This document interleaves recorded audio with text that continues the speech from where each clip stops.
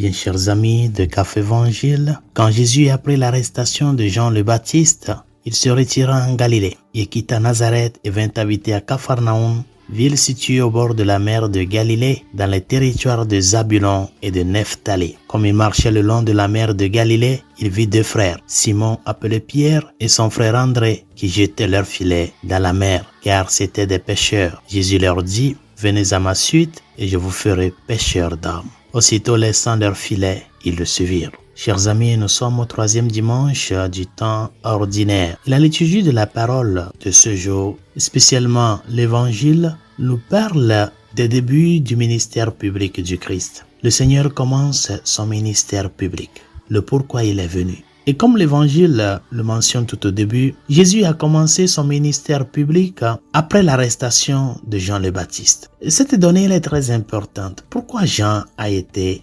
arrêté? Pourquoi Jean a été emprisonné? Comme nous le savons bien, Jean le Baptiste était le précurseur, celui qui est venu préparer le chemin pour la venue du Sauveur. Préparer les cœurs avec sa prédication et son appel à la conversion. Jean est par conséquent ce qu'on appellerait chez moi le gongonneur, celui qui sonne les cloches devant et qui dit: préparez-vous, préparez votre vie, préparez votre cœur, laissez et abandonnez les habitudes désordonnées afin que le Christ qui vient nous sauver voit en nous ce désir-là d'appartenir à lui, comme cela a été dans la vie des Nénévites. Et par conséquent, ce message que portait Saint Jean le Baptiste dérangeait la commodité de ceux qui veulent vivre permanemment dans le péché. Et comme il dérangeait avec son message, qu'est-ce qu'il faut faire? Il faut tuer le messager, il faut l'emprisonner. Et donc quand le Seigneur a appris que Jean a été emprisonné, c'est là il s'est retiré pour commencer son ministère public. Qu'est-ce que le Seigneur voudrait nous dire? On ne peut pas taire la parole de Dieu.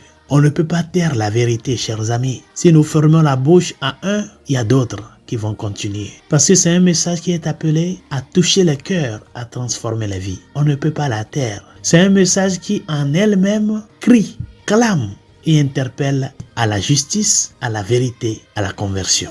Et c'est ça l'Église. Et c'est ça le défi de l'Église au milieu du monde. On veut la faire taire. On veut la rendre muette. On veut l'obliger à se réduire au silence. Mais elle continue à porter la parole. Combien sont ces messagers qui n'ont pas été tués, ces missionnaires qui n'ont pas été sacrifiés? Mais l'Église continue à annoncer la parole parce qu'elle n'est pas la nôtre. Mais c'est notre mission de l'annoncer. Elle est parole de vie. Si aujourd'hui un messager tombe, un autre prend la relève. Et c'est comme ça cela serait jusqu'à la fin. Le ciel et la terre passeront, mes paroles ne passeront pas.